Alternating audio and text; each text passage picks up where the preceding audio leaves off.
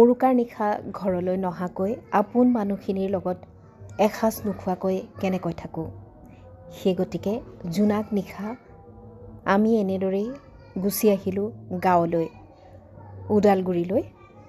আৰু এয়া চাওকচোন, জোনটো আমাক পোহৰ দি লগে লগে আহিছে। ইমান ভাল লগা পৰিৱেশ। আৰু এই পৰিৱেশত গাঁৱৰ পকী ৰাস্তাৰে আহি খুব ভাল লাগিছে। তাতে জোনাক নিশা, গছবোৰো বৰ ধুনীয়া লাগিছে দেখি। চাওকচোন পৰিৱেশটো অলপ।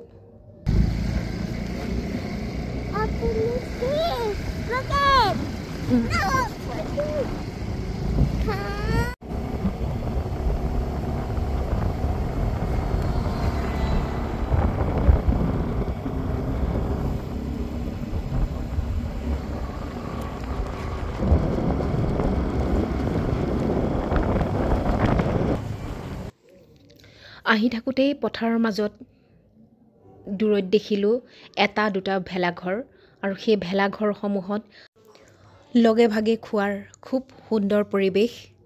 আৰু এই পৰিৱেশ দেখা পাম বুলিয়ে আমি গাঁৱলৈ লৰি ঢপৰি আহিছোঁ। ডিউটি শেষ কৰি আমি এনেদৰে আহি আছোঁ, আৰু সঁচাকৈ দেখি খুব ভাল লাগিছে।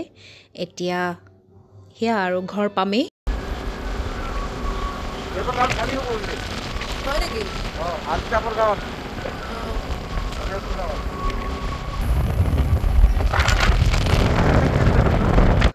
আৰু এনেদৰে আন্ধাৰে আন্ধাৰে আহি থাকোঁতে আমি ভূতৰ কথাও পাতিছিলোঁ।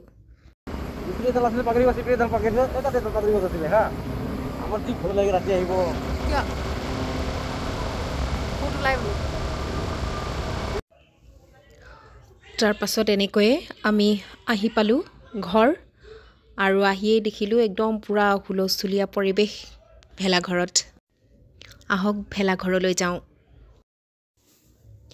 এয়া টৰ্চ লৈ আগে আগে বাপেক পুতেক আইতা তেওঁলোক গৈ আছে।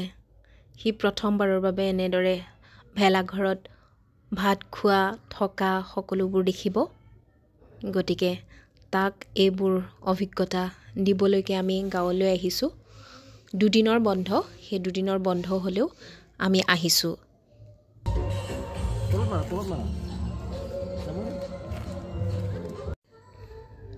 পূৰা ডিস্কো গান লগাই থৈ দিছে ইহঁতি একদম ভেলাঘৰত। সকলোৱে আনন্দ ফূৰ্তি কৰিছে। মই সিও টৰ্চ লৈ লৈ গৈ একদম পূৰা গৈছে আৰু ভেলাঘৰৰ কাষলৈ।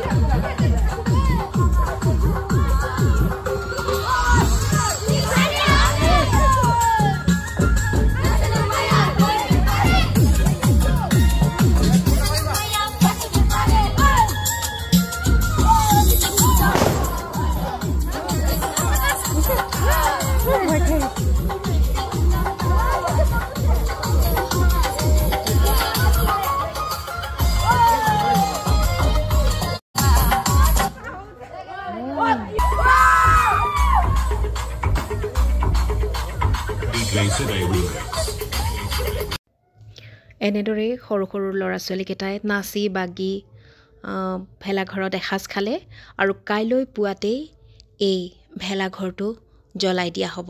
আৰু এনেদৰেই প্ৰতিটো উৰুকাতেই এসাঁজ খোৱা হয়। অৱশ্যে এই আনন্দ ফূৰ্তিৰ কিছু পৰিৱৰ্তন হৈছে।